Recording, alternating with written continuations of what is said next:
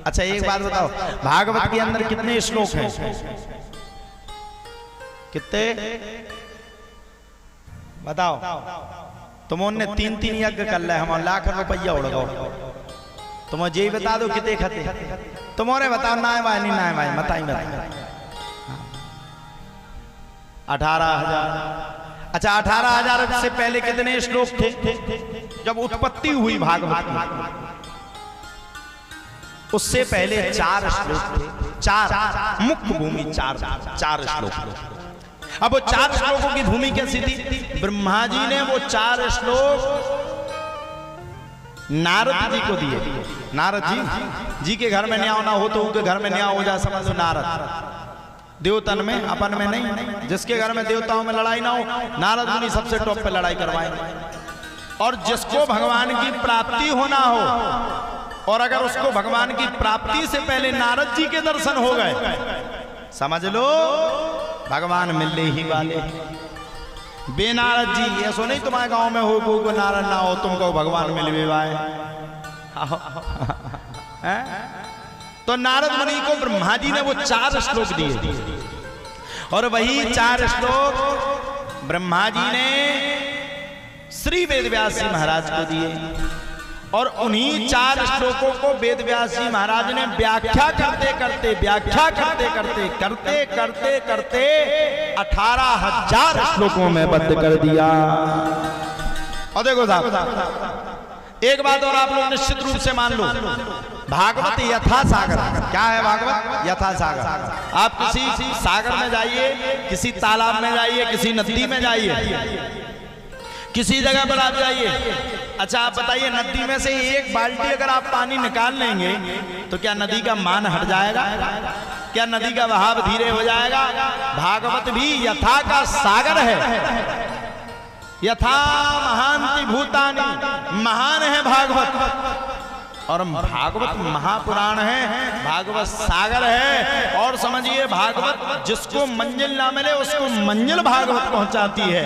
भागवत वो सागर है कि अच्छे से अच्छे पापी से पापी मनुष्य भी भागवत की कथा को सुन लेवे तो उसके जीवन का कल्याण हो जाएगा। यही भागवत है, यही भागवत। 4 श्लोक। अब वो 4 श्लोक कौन से?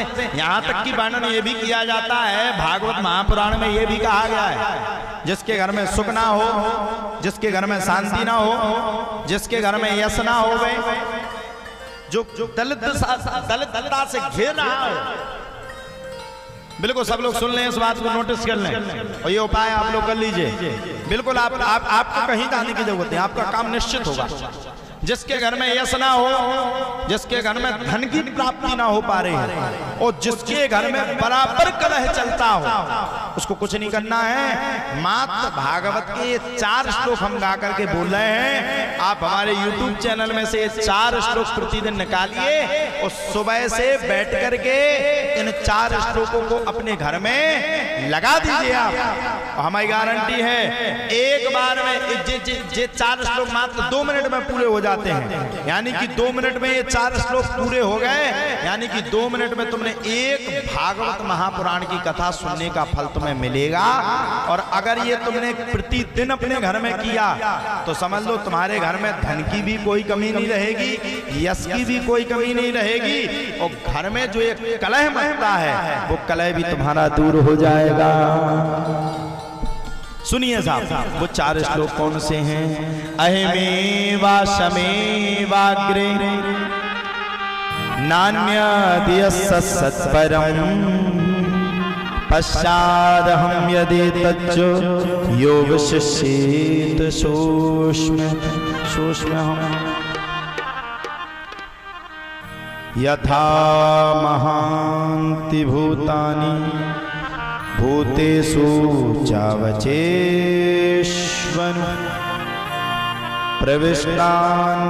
प्रविष्टानि तथा तेषु न तेष्वहम्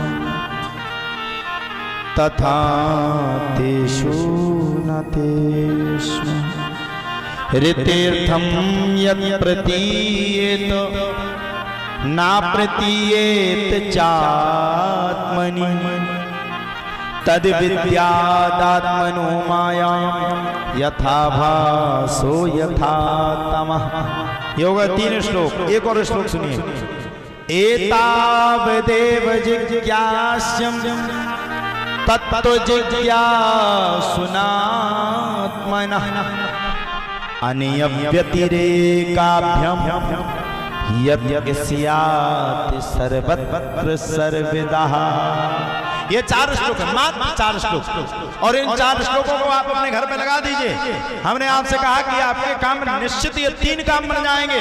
जिसके घर में यश ना हो, जिसके घर में धन की कमी हो, कर्ज में डूबा हो, और जिसके घर में बराबर कलह मचता हो, वो मात्र भागवत के इन 4 श्लोकों को प्रतिदिन अपने घर में पढ़वे या निकाल करके चतुर्थ श्लोक की भागवत कह करके सुन लेवे। मेरी गारंटी उसके घर के सभी काम पूरे हो जाएंगे। सबका ये प्रश्न, भागवत सुनने का मुख्य स्वरूप क्या है और भागवत क्यों सुनना चाहिए? सुनिए साहब, हम जब जाते हैं, हम कहीं काम करते हैं, किसी फैक्ट्री में अपने मन को लगाते हैं तो 2 रुपए का हमें स्वार्थ होता है। अब भागवत में क्या है जो हम अपने 3 घंटा यहाँ पर बैठ करके कथा को सुन रहे हैं, इसके सुनने से क्या है? बोले सुनो भैया, भागवत वो पुराण है, पापी से पापी मनुष्य जिसने अपने जीवन में पाप कर्म किए हों, कभी सत्कर्म ना किया हो, सत्कर्म कभी उसने सोचा ना हो, और सत्कर्म के आगे उसने अपने मन को ना लगाया हो, वो पापी मनुष्य अगर बैठ करके भागवत की कथा को सुन लेवे तो साहब उसके जीवन का कल्याण हो जाता है। यही भागवत। तो भागवत का मुख्य क्या है? सुनिए साहब, भागवत के मैं आपको अंदर की ओर महात्मा में प्रवेश कराता हूँ। सच्चिदानंद रूपाय विश्वोत्पत्त्यादि हेतवे तापत्रय विनाशाय श्री कृष्णाय वयं नमः। सच्चिदानंद, इसमें 3 शब्द निकल रहे हैं व्याकरण के अनुसार। सत, चित, धन, आनंद। सत, जिसको हम किसी भी स्थिति में देख सकें। सत, चित, सत्य यानी कि सत्य धर्म पे हम चल सकते हैं। चित, हम भागवत में बैठ करके कथा में अपना मन लगा करके कथा को हम श्रवण कर रहे हो, कथा को हम सुन रहे हो, और हमें भगवान कृष्ण दिख रहे हो, भगवान राम दिख रहे हो, भगवान श्याम दिख रहे हो, नेत्रों को मूंद रहे हो, अंदर अंदर हमें भगवान की स्फूर्ति दिख रही हो, समझ लो वह चित है। और बोले आनंद, देखो साहब, दुनिया का आनंद तो ठीक है, मॉल में गए, कपड़े लेकर के आए, हंसी आई, वो आनंद नहीं है। 1 मिनट के लिए हंसी आई, 1 मिनट दिमाग पे जे चला गया, भैया 20,000 रुपया बर्बाद हो गया, काहे के लिए इस मॉल पे गए, ये आनंद नहीं है। बोले आनंद कहाँ है? बोले भगवान की कथा सुनने से जो हमारे हृदय में आनंद आए, प्रफुल्लित आनंद जागवे, वही आनंद है।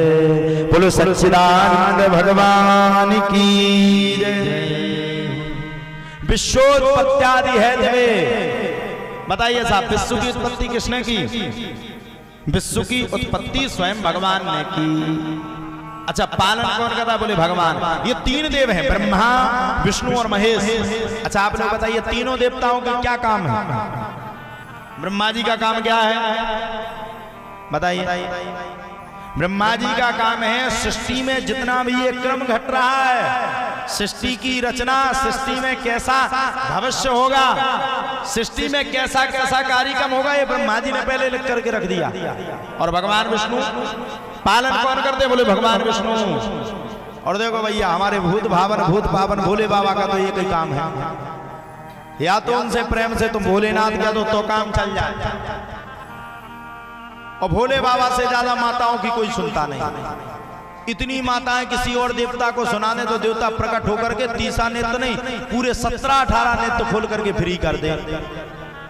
सुबह से लाइन लग जाती है, जितनी भी माताएं आती, ओम नमः शिवाय नमः शिवाय नमः शिवाय। अच्छा, भोले बाबा से ज्यादा कोई स्नान नहीं करता। और सुनो, भारत में, पूरे बंड में, पूरे विश्व में, समूचे पृथ्वी लोक में 24 घंटा अगर किसी का दरबार लगता है तो वो मेरे भोलेनाथ का दरबार लगता है। सही बात है कि नहीं? कभी भी चले जाओ, रात के समय चले जाओ, ओम नमः शिवाय तुरंत दिन में चले जाओ भगवान को जल चढ़ा दो, किसी भी समय चले जाओ, 24 घंटे अगर किसी का दरबार खुला हुआ है तो भोले बाबा का खुला हुआ है। बस भोले बाबा को कुछ नहीं चाहिए। अरे उनका है क्या, बेलपत्र धतूरा चढ़ा दो, भोले बाबा को चढ़ा करके हाथ जोड़ लो, प्रणाम कर लो, प्रतिज्ञापन कर लो, भोले बाबा प्रसन्न हैं। इसलिए भैया किसको मनाओ, बोले भोलेनाथ को मनाओ। तो विश्व की उत्पत्ति कौन करता है, ब्रह्मा जी। विश्व का पालन कौन करता है, भगवान विष्णु। और जब विश्व में नरसंहार का समय आ जाता है, जब समूचा विश्व नरसंहार की ओर आगे अग्रसर होता है, अग्रसर होता है, तब कौन करता है, बोले विश्व का संहार स्वयं भोले बाबा करते हैं। ये तीनों देवों के अपने अपने काम बटे हैं।